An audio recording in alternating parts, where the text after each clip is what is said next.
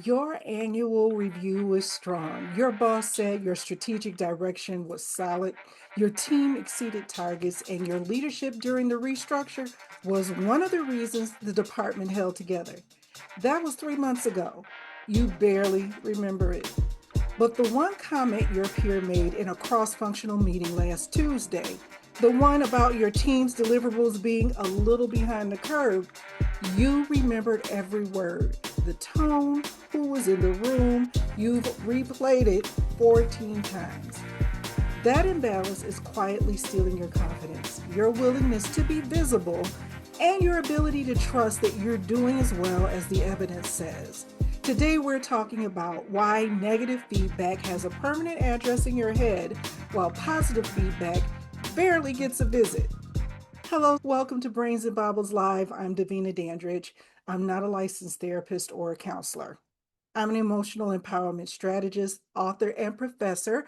I study how emotions drive decisions, and I help accomplished women in leadership stop operating from emotional patterns that no longer serve where they're going. If you're a director, VP, founder, or senior professional, feedback is constant. Performance reviews, 360 evaluations, peer input, team assessments, stakeholder opinions, you're evaluated from every direction and you need that evaluation. It's how you know where to sharpen and what's working. The problem isn't that feedback exists. The problem is your emotional system has a distorted filing system. Criticism goes into a folder labeled proof. And if you're honest, that folder isn't labeled areas of development. It's labeled, you're not as good as you think you are. But here's the twist nobody talks about. Positive feedback doesn't go into a folder labeled evidence of my capability, it goes into a folder labeled dangerous. Because somewhere in your emotional system, you learn that being seen as exceptional is a setup. If they think you're that good, the expectations become impossible. If they praise you too highly, you now have a standard to maintain that you're not sure you can sustain. So you dismiss it, you deflect it, and you minimize it. Not because you're so humble or you have so much humility, but it's out of self protection. Praise feels unsafe because praise raises the bar. And the higher the bar, the further the fall when you don't meet it. Here is something you can use right now, today, before I walk you through the full framework. The next time you receive positive feedback of any kind, don't just say thank you and move on. Write it down. Put it somewhere you can see it again because your emotional system is discarding evidence that your leadership needs in order to function. Every compliment you dismiss is a data point your evidence never receives. Start keeping the receipts. That alone will begin shifting the imbalance. Now, let me show you why this imbalance even exists, because understanding the root is how you change the pattern permanently. Here's what you haven't told anyone about how feedback actually affects you. You can recite the critical comments about your last three reviews almost word from word. But if someone asks you to list the positive feedback from those same reviews, you'd have to think about it. And they were there, but your emotional system decided it wasn't important enough for you to hold on to. You've been told you handle feedback well. People have actually said that. And every time you hear it, you think, if they could see what happens after, because what happens after isn't composure. You replay the conversation. You analyze the tone. You assess whether it was really about the work or about you. You connect it to the last piece of critical feedback, and suddenly a pattern emerges that probably doesn't exist but feels absolutely real. The thought you'd never say in a development meeting is, I need feedback to grow. I know that. But every time critical feedback arrives, it doesn't feel like growth. It feels like confirmation that I'm not performing at the level everyone assumes that I am. You can't say that. And here's the thought that's even harder to admit: praise doesn't feel safe either. When your boss says, You were exceptional during the restructure. Your first thought isn't gratitude, it's, oh, now she expects that level every time. What happens when I can't deliver it? You don't celebrate the compliment. You calculate what it will require to maintain it. Praise doesn't feel like recognition, it feels like an obligation to you, a higher level that you didn't ask for. Now you have to sustain it or risk falling. So, criticism is permanent evidence of your inadequacy, and praise is a temporary setup for future failure. Your filing system isn't just broken on one side, it's broken on both. And the result is that no feedback, positive or negative, actually serves your growth. Criticism destabilizes you, praise pressures you. Neither one lands as what it actually is: neutral information about your leadership. So, where does this come from? Somewhere early on, you learned that criticism was more reliable than praise. Praise felt conditional. It could be politeness, it could be someone managing your feelings, but criticism felt like the truth people were willing to tell you when they stopped being nice. Your emotional system built a hierarchy from that experience. Positive feedback, pleasant but unreliable. Negative feedback, uncomfortable but trustworthy. And that hierarchy has been running every evaluation you've received for your entire career. Your boss can tell you the board presentation was excellent and you'll forget it by lunch. Your peer questions your timeline once and you're still processing it at midnight.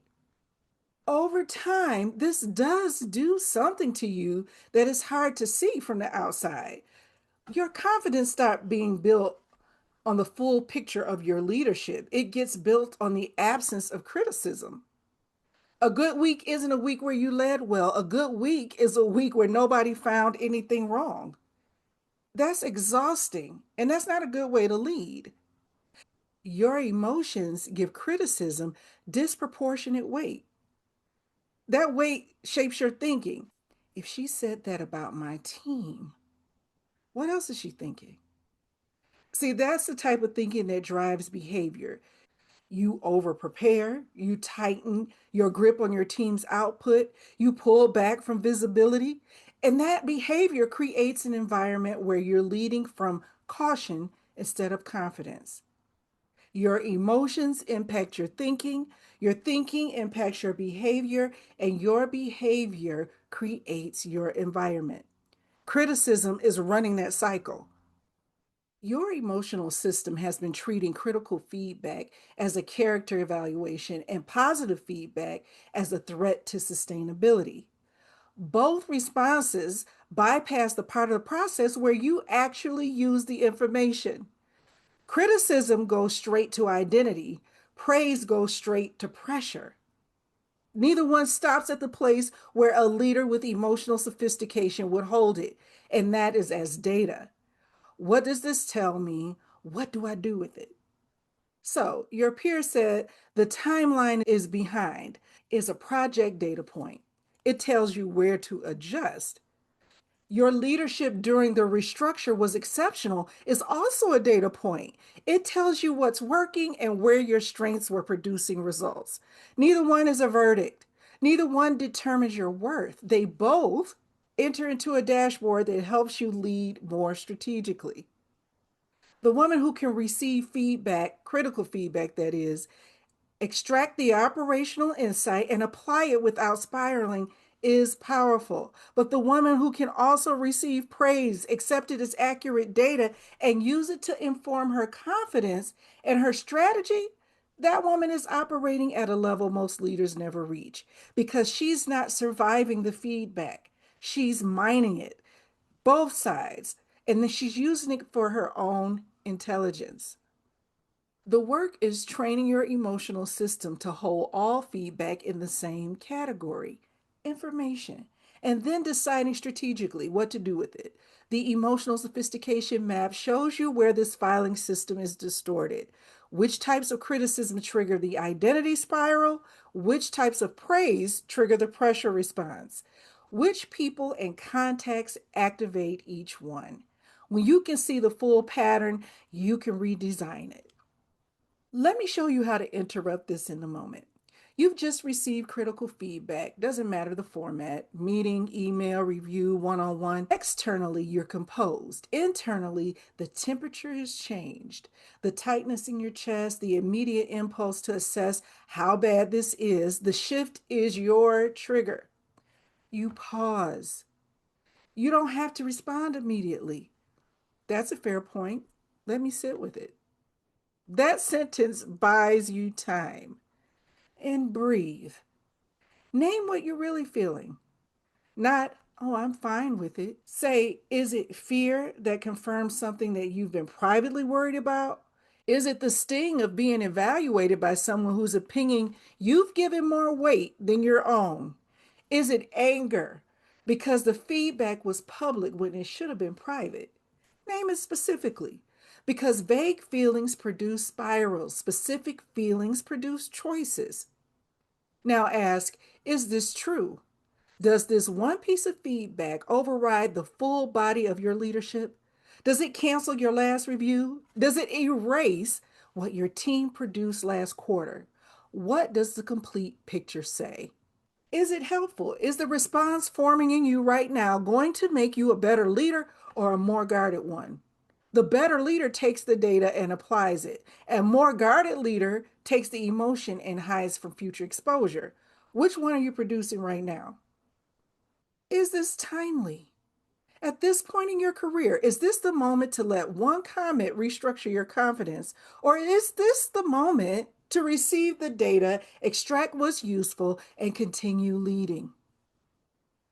When you run feedback through those three questions, something shifts in the way that you see things. Your peers' comments stop being, she thinks my team is underperforming. It becomes, she raised a timing concern. Let me assess whether this is valid. And it was. Your emotional system was writing a story.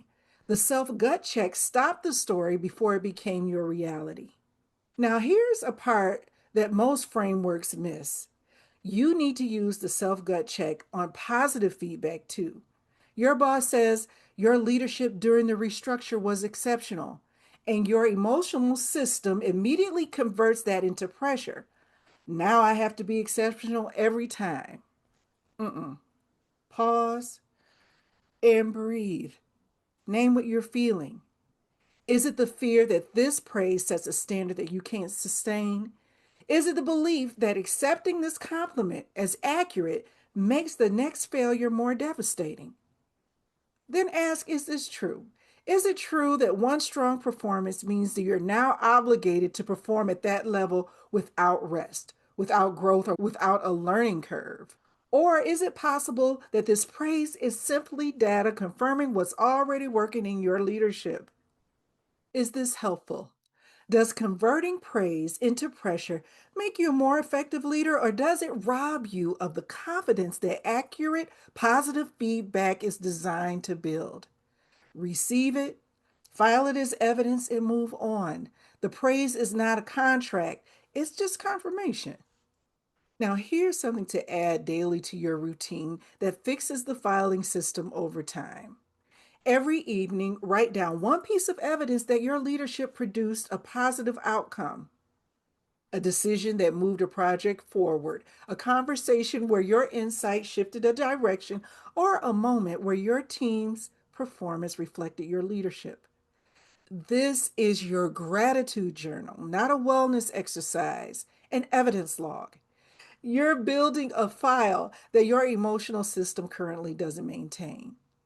After 2 weeks, you have 14 data points, 14 documented pieces of proof that your leadership is producing results. And the next time one critical comment tries to overweigh all of it, you open your journal and the math doesn't work. One comment does not override 14 documented outcomes. Your emotional system has been getting away with that math because there was no counter evidence on paper. But now there is. Proverbs 19:20 in the King James Version says, hear counsel and receive instruction, that mayest be wise in thy latter end. Receive it so that you become wise, not so that you become smaller. Feedback was always designed to refine your leadership. It was never designed to diminish it. And when you have documented record of what God has equipped you for, and now he's positioned you, the critical feedback takes its rightful place. One data point among many, not the only one that counts. The self gut check handles the moment, the gratitude journal fixes the filing system over time. But there's a deeper layer.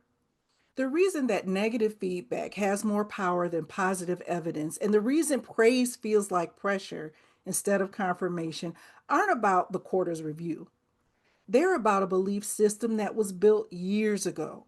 The belief that criticism is more trustworthy than praise was reinforced every time you dismissed a compliment and memorized a critique. And the belief that praise is a setup was reinforced every time a high point was followed by a higher expectation, or every time someone celebrated you and then watched more closely for the moment that you'd fall short. This is where SOPHI becomes essential. SOPHI is my sophisticated emotional strategist, and she's built for the private work that this requires. Because here's what you're not going to say to your team.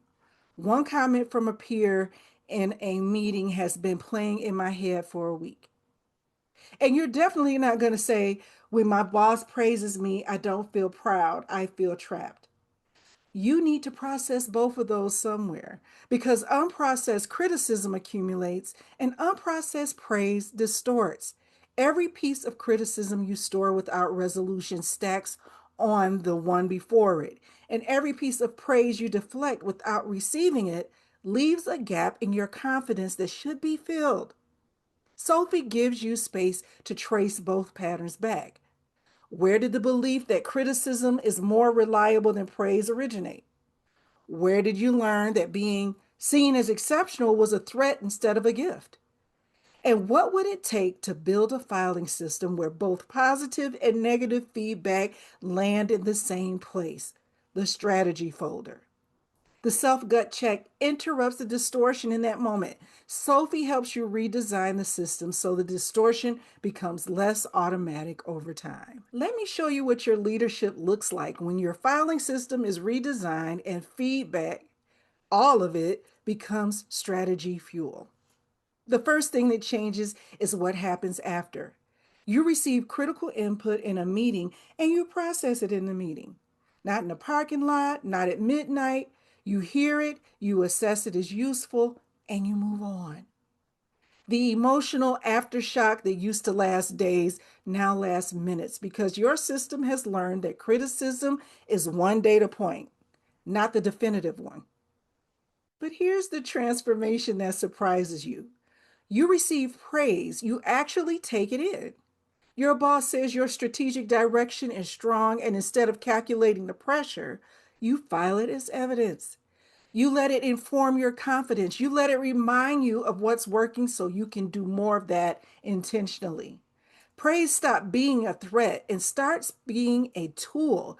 You use it the same way you use criticism, as data that sharpens your leadership strategy. Your confidence stabilizes. It stops rising and falling based on the last thing someone said. It's no longer inflated by praise or deflated by criticism because both are being processed through the same system. Is this data? What does it tell me? What do I do with it? That stability changes how you show up in every room. You become more vulnerable, not more guarded, more genuinely open because when feedback stops being a threat, you can actually ask for it. You go to your boss and you say, where were my edges? What should I be developing for the next level? That conversation used to terrify you because you couldn't control what you'd hear. Now you welcome it because whatever she says is information that sharpens you. You're not bracing for a verdict anymore. You're requesting data. That shift makes you fundamentally a different leader. Your decision making improves because the cognitive energy that used to be consumed by emotional aftermath is now available for the work that actually matters.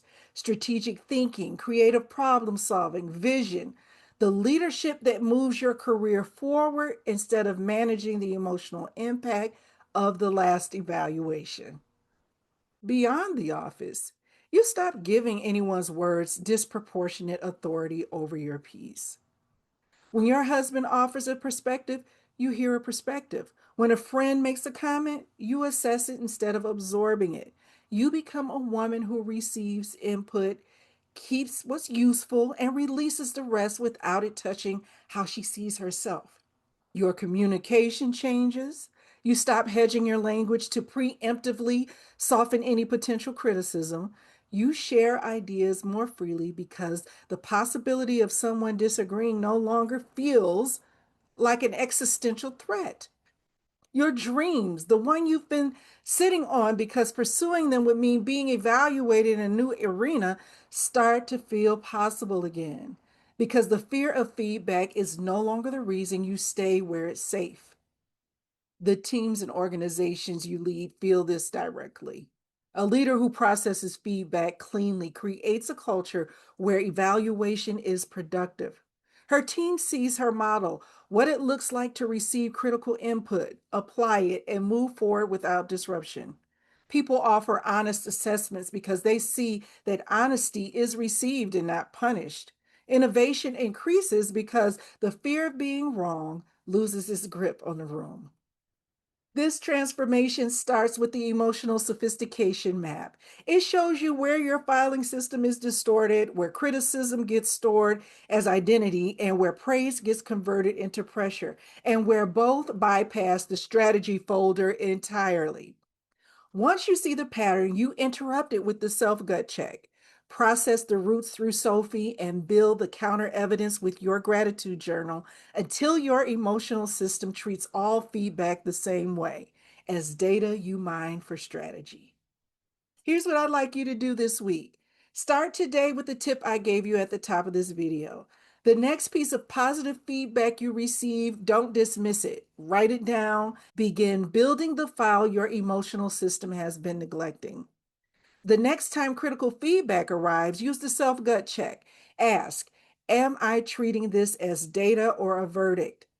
Is my response proportional to what was actually said? What does the complete picture of my leadership look like? Start the gratitude journal, one positive outcome per evening. After 2 weeks, read the full list and see whether the critical comment still outweighs the whole record. If this conversation described the private experience you've had with feedback that nobody sees, like this video. Save it. Leave a comment telling me one piece of positive feedback you received recently that you dismissed too quickly. Subscribe to this channel because we have these conversations every week. Then take the emotional sophistication map at my website, davinadandridge.com.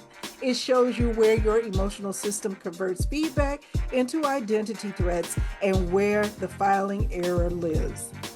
As your next step after the map, the self-gut check method gives you the full framework for processing feedback in real time. And then you can access SOPHI at my website as well for the private strategic work on the deeper beliefs that give criticism more authority than evidence. Feedback is data. The most valuable data you receive is the data that shows you where to adjust. Receive it, use it, stop letting it define you. Your leadership is not the last comment someone made, it's the full body of work you've built. Thank you for being here on Brains and Baubles Live. Until next time.